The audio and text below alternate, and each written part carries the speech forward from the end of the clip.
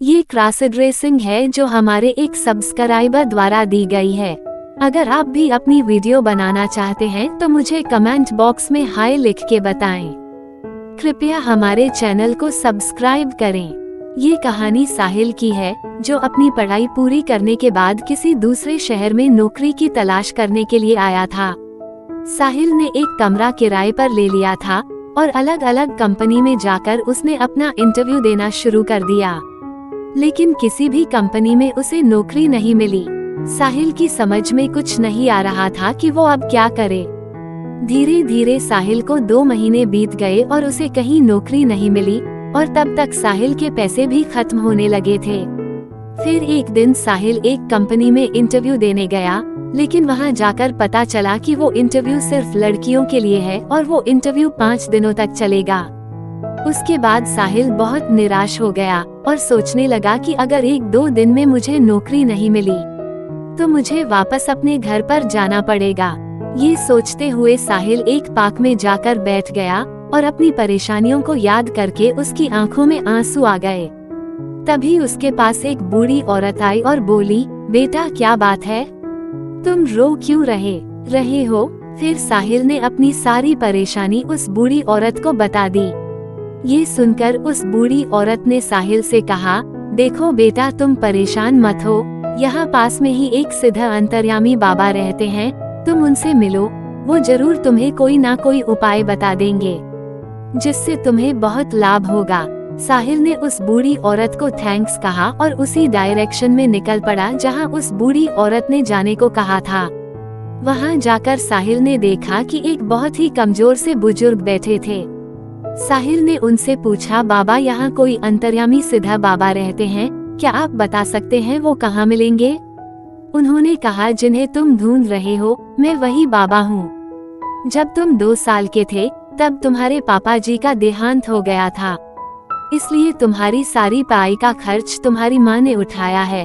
तुम्हारी माँ कपड़े धोने का काम करती है और दूसरों के कपड़े धो के पैसे कमाती है, क्या मैं सही बोल रहा हूँ बालक? साहिल ने कहा, बाबा आप तो सच में 20 अंतर्यामी हैं। बाबा बोले, साहिल मैं तुम्हें एक अंगूठी दे रहा हूँ, इस अंगूठी को पहनने के बाद तुम अपना और किसी भी निर्जीव वस्तु का रूप बदल सकते हो, बस इस बात का ख्याल रखना, चाहे तुम किसी भी रूप में रहो। इस अंगूठी को कभी मत खोना, वरना तुम्हें उसी रूप में पूरी जिंदगी बितानी पड़ेगी और इसका कोई भी उपाय नहीं है जिससे तुम्हें अपना रूप वापस मिल जाए। बाबा ने ये भी कहा कि जिस भी उंगली में तुम इस अंगूठी को एक बार पहन लोगे उसके बाद ये अंगूठी सिर्फ उसी उंगली में काम करेगी, और जब भी इस अंगूठी का इस्तेमाल करना तब इस बात का ध्यान रहे कि उस उंगली में कोई और अंगूठी ना पहनी हो, और शरीर के किसी भी अंग में अपने परिवर्तित रूप में किया गया परिवर्तन वापस अपने रूप में आने के बाद भी वैसा ही रहेगा।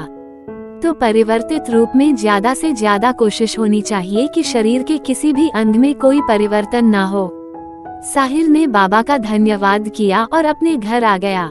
साहिल ने सोचा, इस अंगूठी को पहनकर मैं किसी भी रूप में खुद को बदल सकता हूँ, ऐसा बाबा ने कहा था, लेकिन मुझे एक बार कोशिश कर लेनी चाहिए थी, क्या पता बाबा ने मेरे साथ मजाक किया हो। फिर साहिल ने अलग अलग तरह से अपना रूप बदल कर देखा और आश्चर्य की बात ये थी कि वो अंगूठी सच में काम कर रही थी। वो सोचने लगा कि बाबा ने सच कहा था, एक छोटी सी अंगूठी ने तो कमाल ही कर दिया। फिर उसने सोचा कि मैं ऐसा क्या करूं कि मुझे कोई नौकरी मिल जाए और मेरी समस्या का समाधान हो जाए। अगले 1 महीने तक कोई इंटरव्यू नहीं है और जहां इंटरव्यू है वहां सिर्फ लड़कियों को ही नौकरी पर रखेंगे। साहिल को कुछ भी समझ में नहीं आ रहा था कि वो क्या करे। फिर अगली सुबह साहिल ने ये निर्णय लिया कि वो खुद को एक लड़की के रूप में बदल लेगा और उसी जगह इंटरव्यू के लिए जाएगा जहां से उसे लड़का होने के कारण इंटरव्यू में शामिल नहीं होने दिया गया था। फिर साहिल ने एक मॉडल को गूगल पर सर्च किया जो ज्यादा पॉपुलर ना हो और देखने में भी अच्छी हो।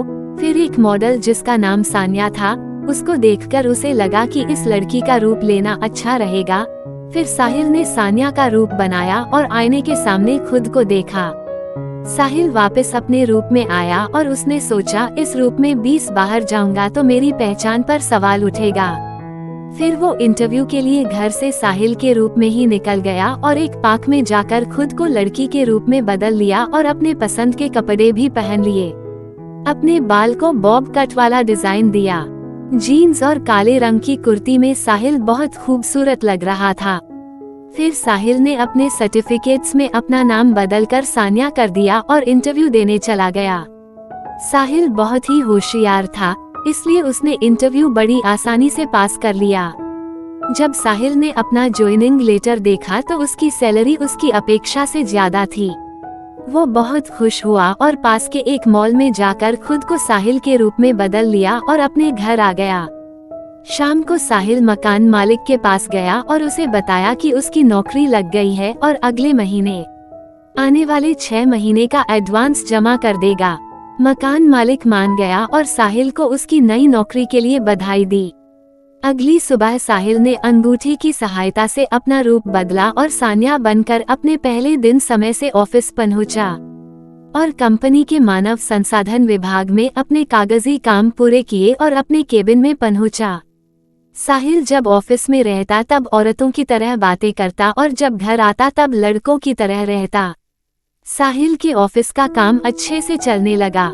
कई महीने हो चुके थे और रोज रोज घर से बाहर जाकर अपना रूप बदलना साहिल को सही नहीं लग रहा था। ऑफिस के ज्यादातर लोग साहिल को सान्या के नाम से जानते थे। साहिल को ये डर था कि किसी ने उसे रूप बदलते हुए देख लिया तो नौकरी भी जाएगी और जो भी थोड़ी बहुत इज्जत बनी है वो भी चली जाएगी। इतनी अच्छी सैलरी कहीं और नहीं मिलेगी। ये सोचकर उसी दिन साहिल ने अपने मकान मालिक से कहा कि वो कुछ दिनों के लिए अमेरिका ऑफिस के काम से जा रहा है और उसकी बहन सान्या कल से यहाँ रहने आ जाएगी। फिर अगले दिन साहिल सान्या बनकर मकान मालिक से मिलने गया और उसे बताया कि साहिल भैया अमेरिका चले गए हैं और आज से मैं यहाँ रहूंगी। आपको कोई ऐतराज तो नहीं अंकल?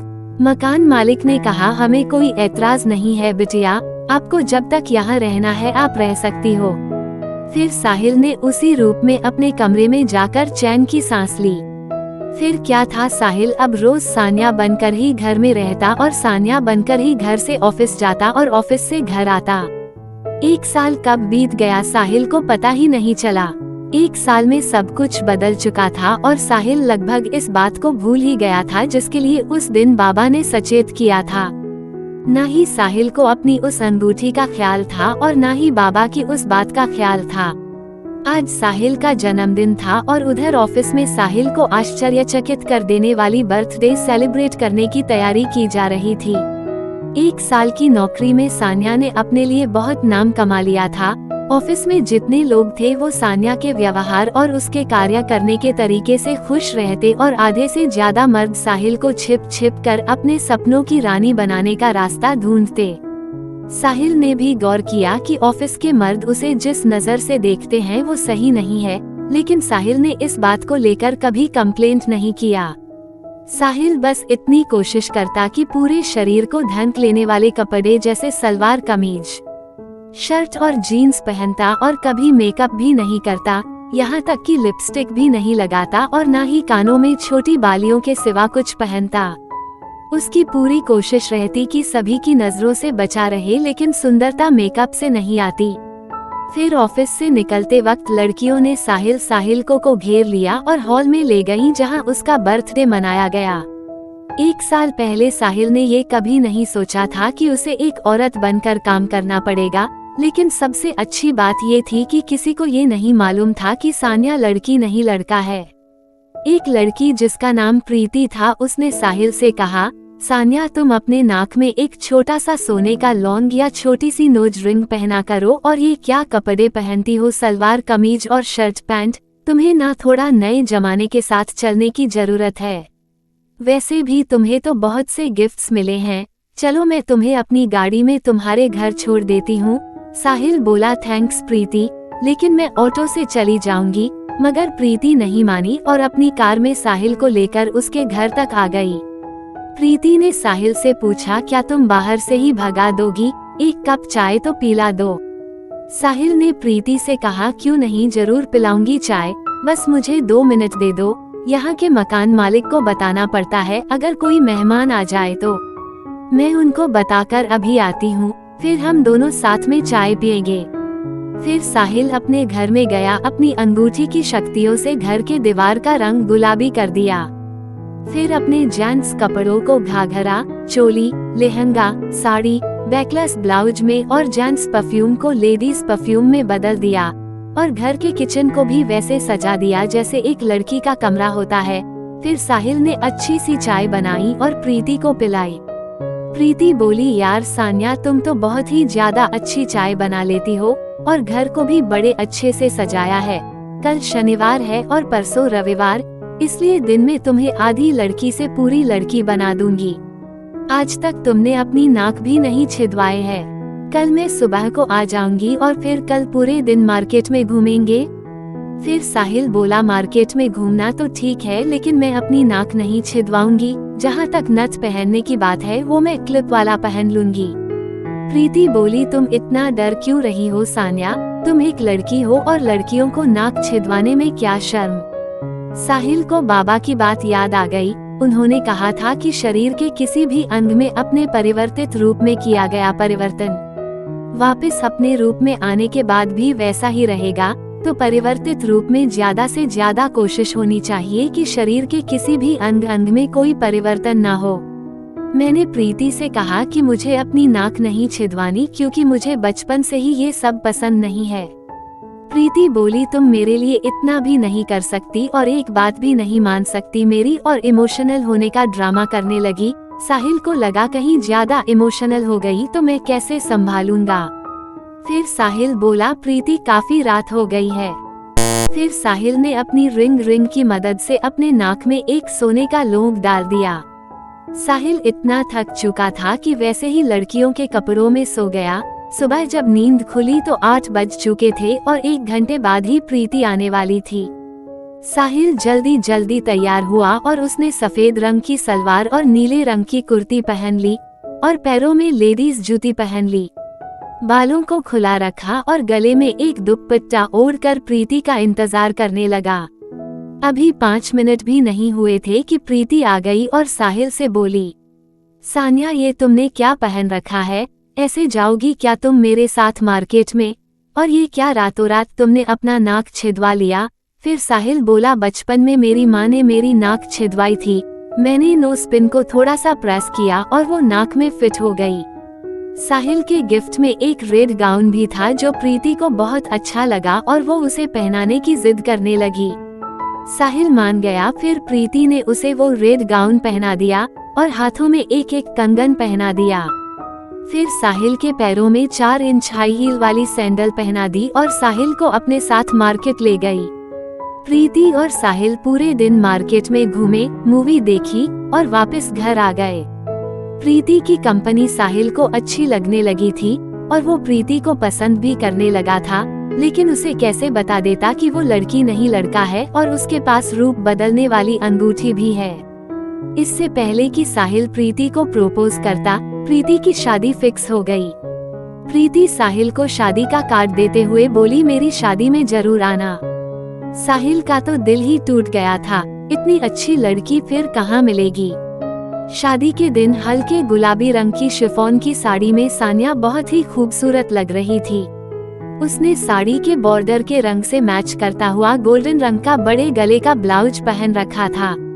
ब्लाउज एक तरह से बैकलेस ही था, बस पीठ पर कंधे से नीचे एक पतली सी डोरी थी।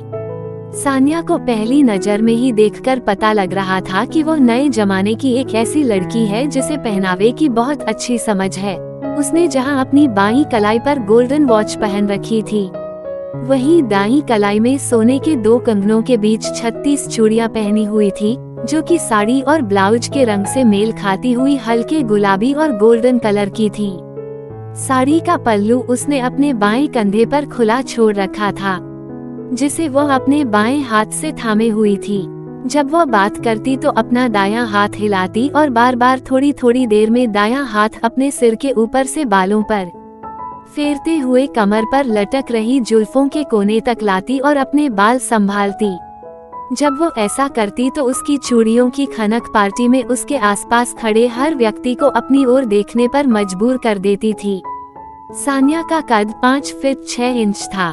ऊपर से उसने 2 इंच की हील पहन रखी थी, माथे पर गोल लाल बिंदिया, काजल से भरी हुई आंखें, गुलाबी गाल, लिपस्टिक से सजे लाल सुर्ख होंठ, गले को छूते लंबे गोल्डन झुमके और सुराहीदार गर्दन में लटका उसका नेकलेस जिसमें लाल हीरा जड़ा था।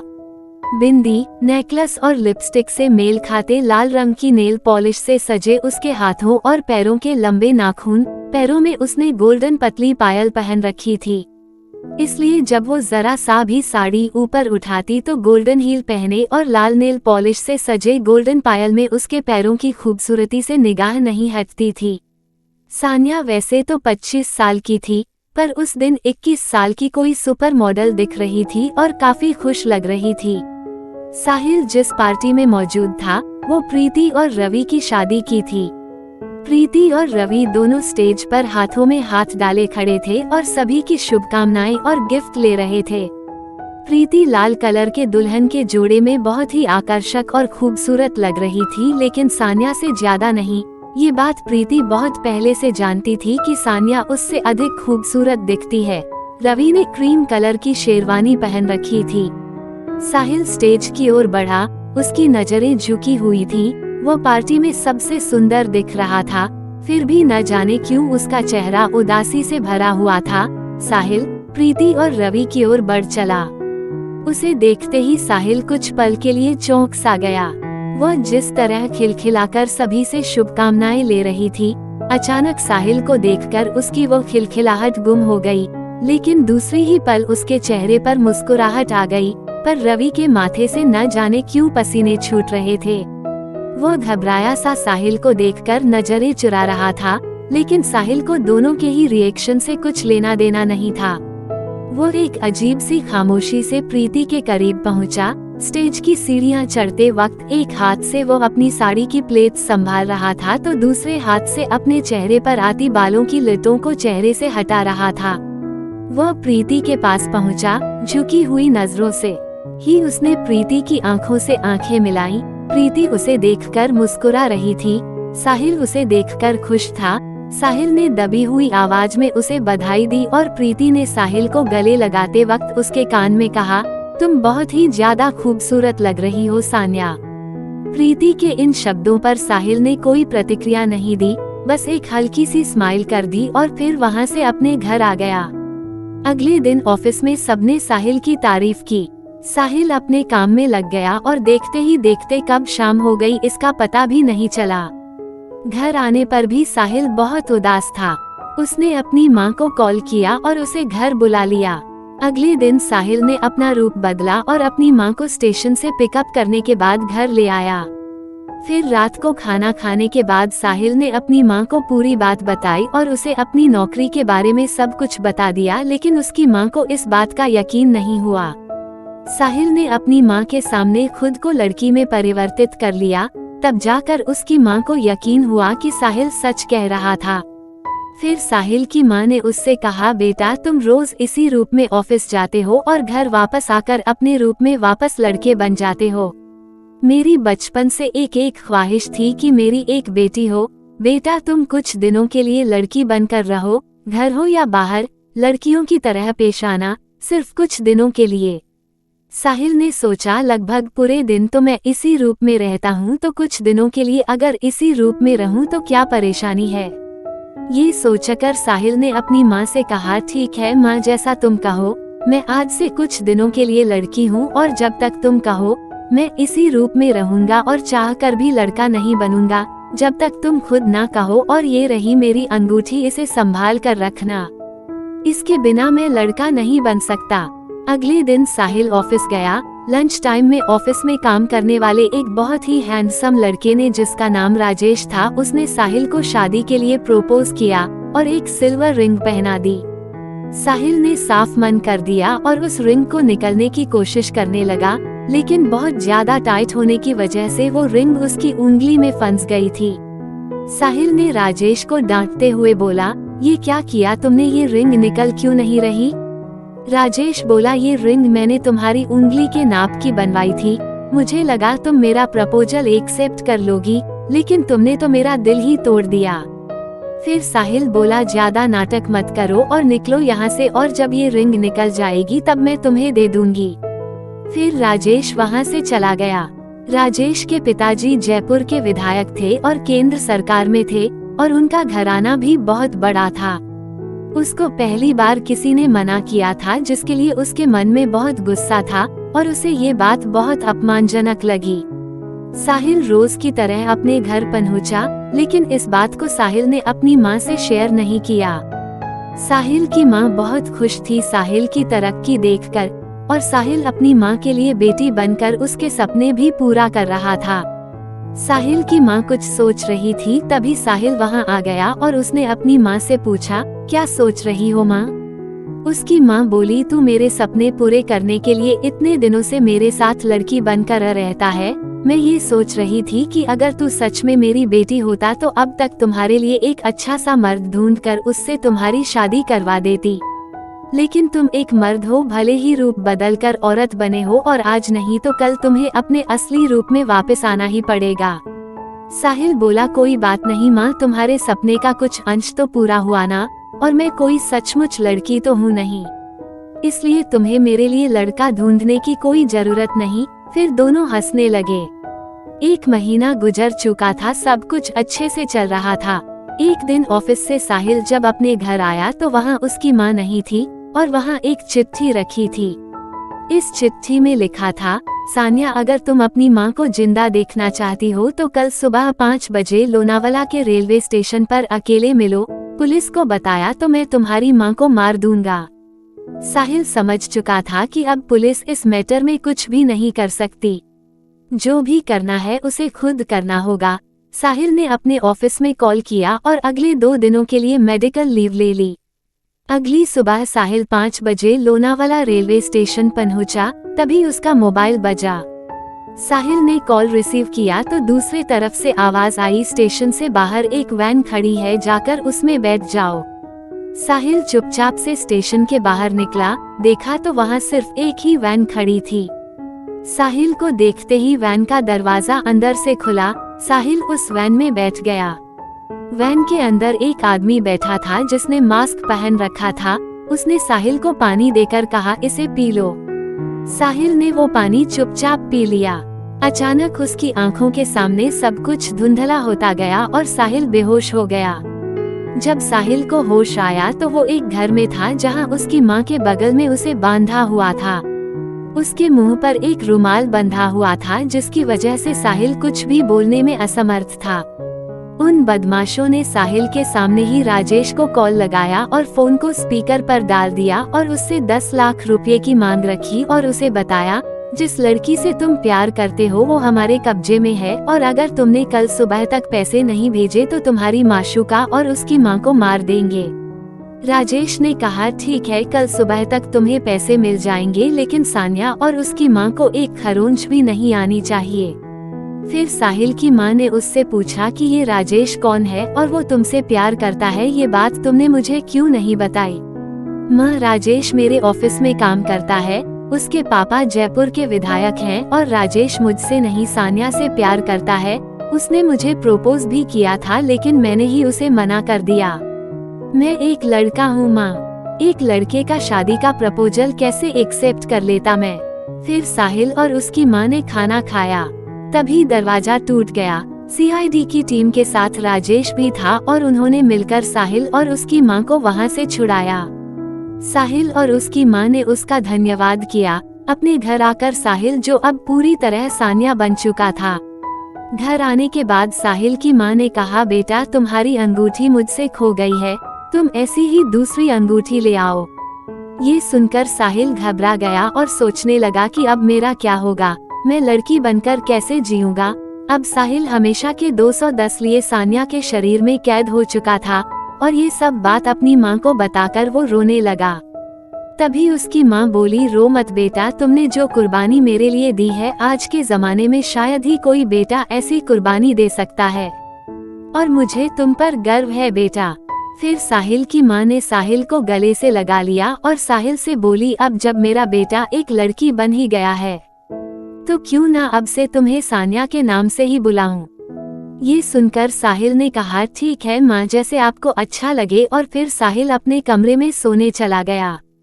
उस दिन के बाद से साहिल रोज औरतों के कपड़े पहनकर ऑफिस जाता और वहां से सीधा घर। राजेश से भी उसकी अच्छी दोस्ती हो गई थी और कभी कभी राजेश उसे घर छोड़ने चला आता। एक दिन राजेश साहिल के घर आया और साहिल की माँ से कहा कि वो सान्या से शादी करना चाहता है, और उसकी माँ से बोला, माँ जी मैं आपकी बेटी का पूरा ख्याल रखूंगा, बहुत प्यार करूंगा, और मैं अपने मम्मी पिता का इकलौता बेटा हूँ। आपकी बेटी मेरे घर में राज करेगी और उसे कभी नौकरी करने की जरूरत नहीं पड़ेगी, आप प्लीज मान जाइए। साहिल की माँ बोली, बेटा तुम अपना फोन नंबर दे जाओ, मैं सान्या से बात करूंगी इस बारे में, और जैसा भी उसका डिसीजन होगा मैं बता दूंगी। ऑफिस से घर वापस आने के बाद साहिल की माँ ने उसे अपने पास बिठाया और उससे बोली, राजेश अच्छा लड़का है, सान्या स्मार्ट है, हैंडसम भी है, और उसने हमारे लिए जितना किया था उस दिन शायद ही कोई और कर पाता। तो मैं ये सोच रही थी बेटा, क्यों ना तुम राजेश से शादी कर लो। तो साहिल बोला, ये आप क्या बोल रही हो माँ, मैं राजेश से शादी करूं? नहीं नहीं, मैं नहीं करूंगा राजेश से शादी, मेरा शरीर लड़कियों जैसा हो गया है, लेकिन अंदर से तो मैं अभी भी एक मर्द ही हूँ। उसकी माँ बोली, देखो बेटा, माना कि तुम मन से एक मर्द हो और तन से एक स्त्री, लेकिन तुम्हें रहना तो इसी रूप में है, और एक कुंवारी लड़की सारी जिंदगी अकेले नहीं रह सकती। कल को मुझे कुछ हो गया तो कोई तो ऐसा हो जो मेरी बेटी का ख्याल रखे। अब कोई लड़की तो तुमसे शादी करने से रही, तो बहू तो आएगी नहीं इस घर में, लेकिन कोई लड़का तुमसे जरूर शादी करने के लिए राजी हो जाएगा, और वो भी क्यों ना। मेरी बेटी है भी तो बहुत खूबसूरत। अब चाहे जो भी हो, इस घर में अब दामाद ही आएगा। सान्या बोली, नहीं माँ, ना इस घर में बहू आएगी और ना ही दामाद। मुझे शादी नहीं करनी, और ना ही तुम्हें कभी कुछ होगा, और ना ही मैं तुम्हें कभी छोड़ के जाऊंगी। लेकिन बेटा, बोलने से पहले ही सान्या ने अपनी माँ की बात काटते हुए कहा, लेकिन कुछ नहीं, अब सो जाओ और मुझे भी सोने दो। अगले दिन सान्या की माँ ने राजेश को कॉल किया और उसे बताया कि सान्या अभी शादी करने के लिए तैयार नहीं है। फिर राजेश बोला, माँ जी कोई तो वजह होगी जिसके कारण सान्या मुझसे शादी करने को तैयार नहीं है। फिर उसकी माँ बोली, बेटा इस बारे में मैं कुछ नहीं कर सकती, सान्या तुमसे क्या किसी से शादी करने को तैयार नहीं है। फिर फोन डिस्कनेक्ट हो गया। अगले दिन ऑफिस के काम में छोटी सी गलती की वजह से सान्या के सीनियर ने उसे बहुत बुरा भला कहा। सान्या को इस बात का बहुत बुरा लगा, लेकिन सीनियर से कुछ बोलना उसके जॉब के लिए अच्छा नहीं था। राजेश को जब इस बात का पता चला तब वो बहुत गुस्सा हुआ और अपनी पोजीशन और पावर की मदद से कुछ ही दिनों में सान्या के सीनियर का ट्रांसफर करवा दिया और खुद उस पोजीशन पर जा पहुंचा। ऑफिस में सब उस बंदे से परेशान थे, जिसके जाने के बाद सभी ने राजेश को बधाई दी और आने वाले भविष्य के लिए शुभकामनाएं भी दी। सान्या ने भी राजेश को बधाई दी। ऑफिस में सभी को ये बात पता थी कि 20 राजेश सान्या से बहुत प्यार करता है और उसे अपनी दुल्हन बनाना चाहता है। वो दिन शनिवार का था और ऑफिस की छुट्टी थी। सान्या अपनी माँ के साथ बैठकर कुछ बातें कर रही थी, तभी वहाँ राजेश आ गया और सान्या की माँ के पाँव छूकर उनका आशीर्वाद लिया। फिर बोला, सान्या तुम मुझसे शादी क्यों नहीं करना चाहती? ऐसी क्या वजह है जो तुम बताती नहीं? लेकिन आज तुम मुझे वो वजह बताओ। सान्या बोली, मैं तुम्हें नहीं बता सकती कि वजह क्या है।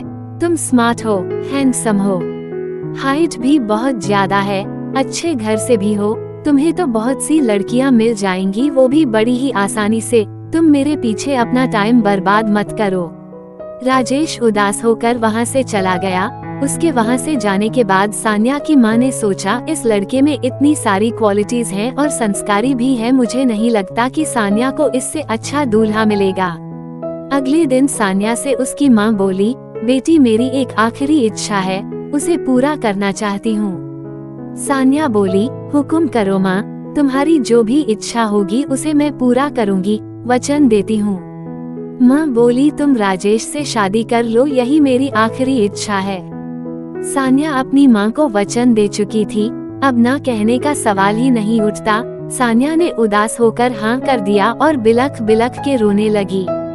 अपनी माँ को गले से लगाकर बोली, माँ मुझे आपको छोड़कर कहीं नहीं जाना, आपके पास रहना है। फिर माँ ने सान्या को समझाया, चुप हो जा मेरी बेटी, बेटी का असली घर तो उसका ससुराल होता है और आज नहीं तो कल उन्हें अपने घर जाना ही पड़ता है। फिर सान्या की माँ ने राजेश को कॉल किया और उससे बोली कि मेरी बेटी इस शादी के लिए तैयार है। अगले दिन राजेश ने सान्या की माँ को कॉल किया और उन्हें बताया कि वो अपनी माँ और पापा जी के साथ शनिवार को सान्या को देखने आएंगे। सान्या की माँ ने सान्या से कहा, राजेश और उसकी माँ और पापा तुम्हें देखने शनिवार को आ रहे हैं, और फिर बोली तुम एक हफ्ते की छुट्टी ले लो और तुम्हारी ताई जी और उनकी बेटी को बुला लिया है, वो साथ रहेंगी तो तुम्हें तैयार करने में भी मदद हो जाएगी और मुझे भी थोड़ी हिम्मत मिलेगी। सान्या बोली, ये क्या किया माँ, वो लोग यहाँ आएंगे तो मुझे इस रूप में देखकर पता नहीं क्या क्या बोलेंगे। उसकी माँ ने बात काट कर कहा, कुछ नहीं कहेंगे और बहुत खुश हो जाएंगे तुम्हें इस रूप में देखकर। और वैसे भी माँ ने कहा, मैंने उन्हें अभी तक कुछ भी नहीं बताया है।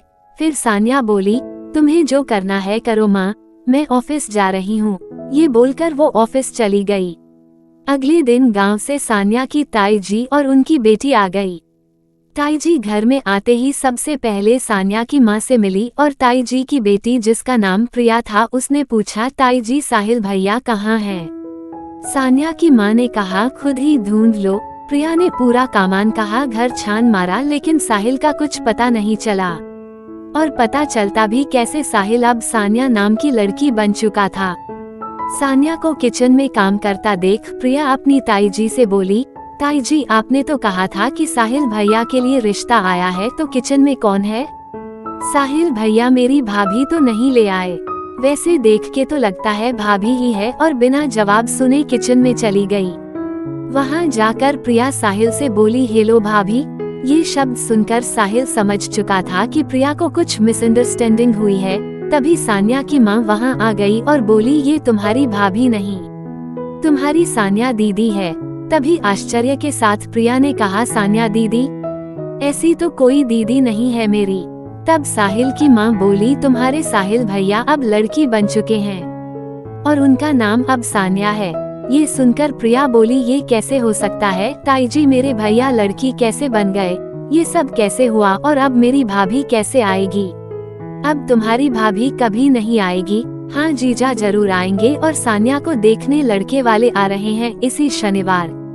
अब ये सब सोचने का समय नहीं है, अब उस दिन की तैयारी करनी है। प्रिया बोली, सान्या दीदी को मैं तैयार करूंगी अपनी हाथों से, और सान्या को दूसरे कमरे में ले गई। वहाँ सान्या को बिठाकर बोली, आ जाओ दीदी मैं आपको मेहंदी लगा दूं। सान्या ने कहा, अभी से क्यों? तो प्रिया बोली, मैं चाहती हूँ कि जब लड़का अपने परिवार के साथ आपको देखने आए तब आप और भी आकर्षक और सुंदर दिखा। फिर प्रिया सान्या को अपने पास बिठाकर उसके दोनों हथेलियों में मेहंदी लगाने लगी। फिर पता नहीं प्रिया को क्या सूझा, उसने दोनों हाथों में कोहनी तक गहरे लाल रंग की मेहंदी लगा दी। फिर बोली, दीदी आज की पूरी रात इसे सूखने देना, फिर कल सुबह इसे धोया जाएगा। सुबह प्रिया सान्या के कमरे में आई और बोली, दीदी जाग जाइए, सुबह हो गई। सान्या की नींद खुल गई। फिर उसने प्रिया से कहा, मैडम आपकी आज्ञा हो तो इस मेहंदी को धो लूं अब? आज्ञा है दीदी, अब आप इस मेहंदी को धो सकती हो। साहिल वॉशरूम में गया और मेहंदी धोई और खुद को आईने में देखा तो यकीन नहीं हुआ कि आईने सामने जो बहुत ही खूबसूरत लड़की खड़ी है वो सान्या ही है। फिर साहिल ने खुद को संभाला और वॉशरूम से बाहर आया। फिर प्रिया ने सान्या को आईने के सामने बिठाया और नाखूनों पर लाल नेल पॉलिश लगा दी। फिर पैरों में घुटनों तक मेहंदी लगाकर बोली, अब 2 घंटे बाद इसे धोना। सान्या ने प्रिया से पूछा, क्या मेरे पूरे शरीर पर मेहंदी लगाने का विचार है तुम्हारा? फिर वो बोली, नहीं दीदी, आपके पैरों में मेहंदी लगाना था बस। उसके बाद साहिल के कानों में बड़े बड़े झुमके पहना दिए और एक नथ पहना दी जो आधे चेहरे को ढक रही थी, और उसमें एक बड़ा सा चेन जोड़ दिया और बालों में उस चेन का हुक फंसा दिया। फिर हाथों में 1-1 दर्जन चूड़ियां, फिर 4-4 कंगन पहना दिए। फिर प्रिया ने सान्या से कहा कि अपना नाइट गाउन उतार दो दीदी, और ये वाली बैकलेस कढ़ाईदार चोली और ये घाघरा पहन कर आओ। उसकी बातों को मानने के सिवा साहिल के पास कोई और रास्ता नहीं था। वो साहिल को पूरी तरह से एक दुल्हन की तरह तैयार करना चाहती थी। साहिल चुपचाप वॉशरूम में गया और अपना नाइट गाउन उतारकर सबसे पहले घाघरा पहन लिया, फिर चोली पहनी जो पूरी तरह से बैकलेस थी। फिर प्रिया ने उसके पैरों को धोया और पैरों की उंगलियों में बिछुए पहना दिए, फिर बहुत ही भारी पायल पहना दी। पैरों की उंगलियों को नेल पॉलिश से रंग दिया और 4 इंच हाई हील वाली सैंडल पहना दी। फिर सान्या के कमर में कमरबंद और आंखों में काजल, होंठों पर लाल लिपस्टिक लगाई और फिर बालों बाल का जुड़ा बनाकर उसके बीचों बीच माथे पर मांग टीका पहना दिया। फिर सिर पर घूंघट किया और माँ को आवाज लगाकर बोली, माँ आ जाओ, देखो ना मैंने दीदी को दुल्हन की तरह सजाया है। अगले 2 दिन कैसे बीत गए इसका पता भी नहीं चला। आज राजेश और उसके परिवार वाले साहिल को देखने आने वाले थे। प्रिया साहिल से बोली, दीदी जल्दी से फ्रेश हो जाओ और ये क्रीम लगाकर नहा लेना। इससे पहले साहिल कुछ पूछता वो ये बोलकर चली गई कि आज राजेश जीजू अपने परिवार के साथ आपको देखने आने वाले हैं, उसी की तैयारियों में व्यस्त हूँ और दोपहर तक मैं फ्री हो जाऊंगी। साहिल ने कहा ठीक है और वो क्रीम लगाकर नहाने लगा। जब साहिल नहाकर वापस आया तब दोपहर हो चुकी थी और प्रिया भी फ्री हो चुकी थी। फिर प्रिया बोली, 2 घंटे में सभी आते ही होंगे, आओ आपको तैयार कर दूं। उसके बाद सान्या को घाघरा और बैकलेस चोली में उस दिन की तरह तैयार किया गया। कानों में झुमके पहनाए गए और नाक में नथ पहना दी। फिर थोड़ी देर के बाद साहिल आईने के सामने अच्छे से सज धज कर दुल्हन की तरह बैठ गया। साहिल को समझ नहीं आ रहा था कि आगे क्या होने वाला है। थोड़ी देर में राजेश अपने परिवारों के साथ आ गया। प्रिया ने उनके आते ही सान्या से कहा, राजेश जीजू आपको देखने आ गए हैं, वो शेरवानी में बहुत हैंडसम लग रहे हैं। सान्या ने कहा, प्रिया मैं किसी मर्द की बीवी नहीं बनना चाहती, मेरा मन अभी भी मर्दों जैसा ही है। प्लीज कुछ करो प्रिया प्लीज, मैं अपनी जिंदगी एक औरत बनकर नहीं गुजारना चाहती। अभी तुम मुझे यहाँ से इस हालत से निकाल दो प्रिया, फिर मैं इस घर में एक सुंदर सी बहू लेकर आऊंगी, तुम्हारी भाभी लेकर आऊंगी। मेरे बच्चे तुम्हें बुआ कहकर बुलाएंगे, प्लीज प्रिया। प्रिया बोली, अब कुछ नहीं हो सकता दीदी, अब तुम इस घर में बहू नहीं लाओगी बल्कि इस घर से अपने पति के घर की बहू बनकर जाओगी और तुम्हारे पति मेरे जीजू लगेंगे और तुम्हारे बच्चे मुझे मौसी बुलाएंगे। दीदी आपसे बात करने में समय बर्बाद हो जाएगा। चलो अब घूंघट करो और ये चाय नाश्ते की ट्रे लेकर सबके सामने जाओ। और अब आगे की कहानी सान्या दीदी की जुबानी। मेरी माँ भी आ गई और बोली, तुम अभी तक गई नहीं। प्रिया बोली, माँ दुल्हन की तरह शर्मा रही है सान्या दीदी। फिर माँ बोली, चलो मैं लेकर चलती हूँ। फिर मेरा घूंघट कर दिया गया और मैं चाय नाश्ते की ट्रे लेकर धीमे धीमे कदमों से मैं राजेश और उसके परिवार वालों के सामने गई। राजेश की माँ ने मेरा घूंघट उठाया और बोली, बिटिया कहाँ तक पढ़ी हो? मैंने कहा, मैंने स्नातक की पढ़ाई की है माँ जी। फिर उन्होंने कहा, तुम तो बहुत ही ज्यादा सुंदर और आकर्षक हो। फिर राजेश के साथ मेरे ही कमरे में मुझे बिठाया गया और सब बाहर चले गए। राजेश ने पूछा, मुझे पता है कि तुम पहले एक मर्द थे और तुम्हारा नाम साहिल था और जादू से तुम लड़की बने थे। मैंने घूंघट में से ही कहा, आपने सही कहा, और क्या पता है आपको? राजेश ने बताया कि तुम्हें औरत बनना पड़ा जो गलत हुआ, लेकिन तुम औरत बनकर बहुत ही ज्यादा खूबसूरत लग रही हो। मेरे घर में पूरी जिंदगी तुम्हें घूंघट में गुजारनी पड़ेगी। नाक में हमेशा एक बड़ी सी नथ पहननी पड़ेगी और घर के सारे कामों में बड़ों का हाथ बटाना पड़ेगा। वैसे हमारे घर में नौकरों की कोई कमी नहीं है, लेकिन खाना घर की औरतें ही बनाती हैं। तुम्हें मेरे कपड़े भी धोने होंगे और घर की साफ सफाई भी तुम्हें ही करनी पड़ेगी। मुझे इस शादी से कोई ऐतराज नहीं है, तुम्हें है तो बता दो। मैंने कहा, नहीं जी, मुझे भी कोई ऐतराज नहीं है, अब जो होगा देखा जाएगा। राजेश ने बाहर आकर सभी से कहा, मुझे लड़की पसंद है। सभी बहुत खुश हो गए, किसी को मेरे मानने या ना मानने की कोई परवाह नहीं थी। उसी समय मेरी और राजेश की सगाई करवा दी गई और फिर कुछ ही दिन में मेरी शादी राजेश से हो गई। अब मेरी शादी को 5 साल बीत चुके हैं और अब मैं हमेशा साड़ी ब्लाउज पहनकर एक औरत बनकर रहती हूँ और इन 5 सालों में मैंने 2 बच्चों को जन्म दिया है। और अब मैं एक पत्नी, बहू और एक माँ बन चुकी हूँ और मैं अपनी इस जिंदगी से बहुत खुश हूँ। प्लीज मेरे चैनल को लाइक करो और सब्सक्राइब करो, बहुत मेहनत लगती है वीडियो बनाने में, और अपने क्रॉसड्रेसर दोस्त के साथ शेयर करो। मैं आपके लिए नई वीडियो लाती रहूंगी, प्लीज सब्सक्राइब करें।